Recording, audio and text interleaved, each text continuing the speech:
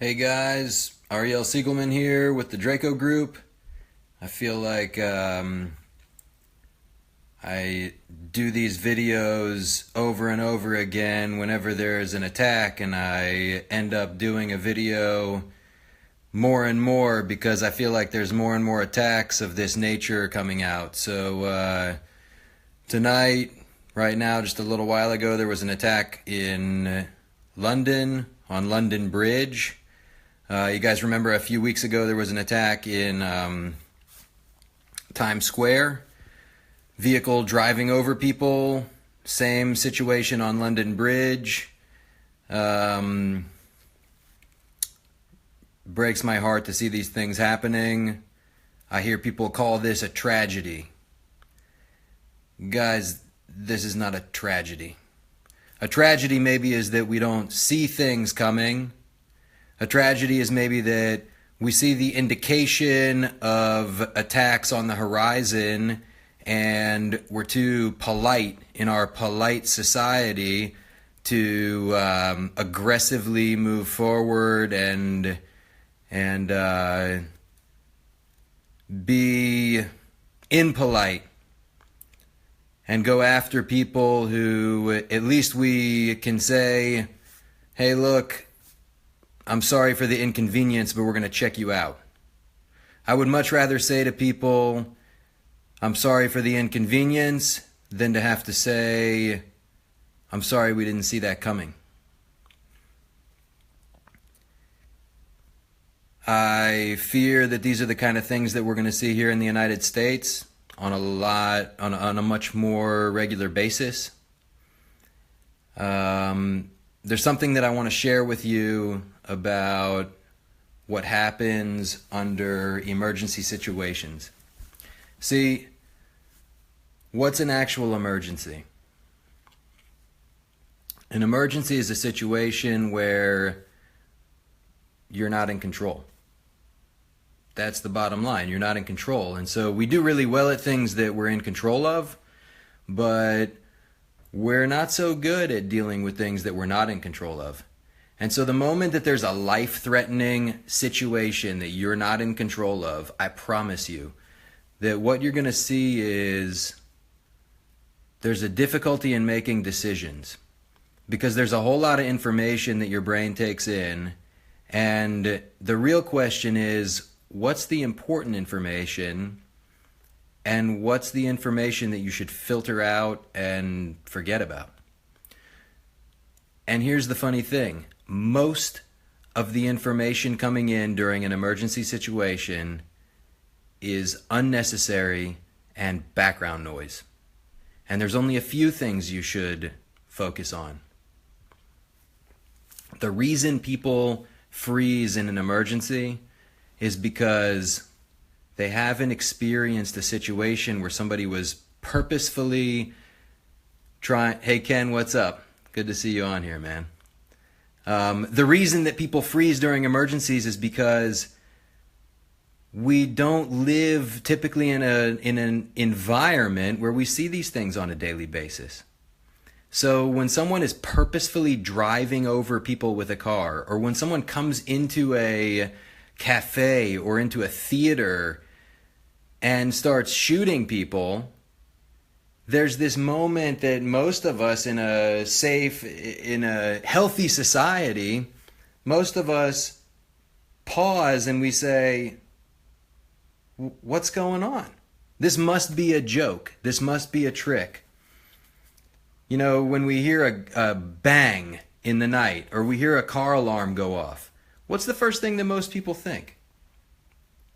I think that most people believe that, oh, it's an accident. Oh, that bang that went off, that must have been a firework. Well, it's the same thing when there's multiple bangs inside of a theater or inside of a civilian area where somebody's shooting. People typically will be like, oh, this must be some sort of a game. And nobody thinks that in an emergency situation they're going to freeze. And a lot of people believe that during these high emergencies, they're going to be great heroes. But then what happens is a guy's driving over people with a car and everybody stops because they're like, their brain, you know that thing your computer does when it's thinking? There's like that little swirly thing, and it's like, zzz, zzz, zzz, zzz. That's what our brains do, because we've never experienced these things. Most of us have never experienced these kind of emergencies. So our brains are going through categories of things that we have experienced in our lives. And then we're like, where does this fit? Here, here, no, not here, not here, not here, not here. And that's the moment of freezing. So guys, this is the importance of training. Training is about going through real training, okay? There's a lot of garbage out there that people call training, which is not training. Training means that you're going through muscle memory, that your body and your mind emulate reality. And what's up, Jeff Zissner? Good to see you on here, man.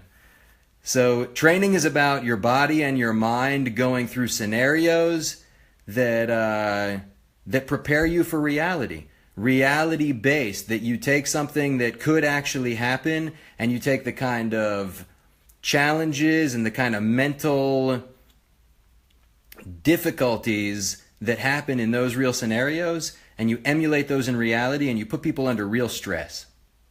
And so when you put yourself under real stress, then you create an avenue inside of your own brain, that you create actual neurological pathways that prepare yourself to really operate under real stress. So more information will come out on this situation on London Bridge, but guys, this is coming here. This is already here. The snake is in our bedroom. And some of us, and hopefully, I hope that I'm wrong, but I'm looking into my crystal ball and I'm telling you that some of us will experience this, and maybe many more than I would like to, than I would ever hope for.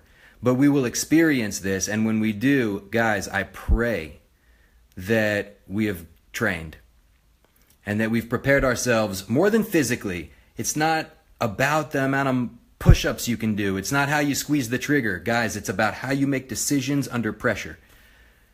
That's what I want to see.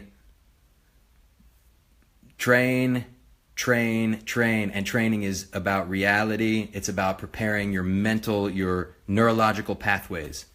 So guys, find good training, find real training that prepares you for reality, so that you're not one of the people standing on the bridge going, what's going on? What's going on? Man, be the guy on the bridge who says, I get it. I know what's going on.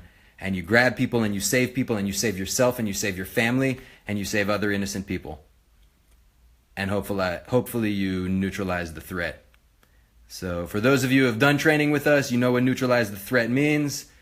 And we pull no punches. So guys, I appreciate you being out here. Jeff, I agree with you. It's a shitty reality. But man, we have to accept reality. And you know, we have a saying in the army.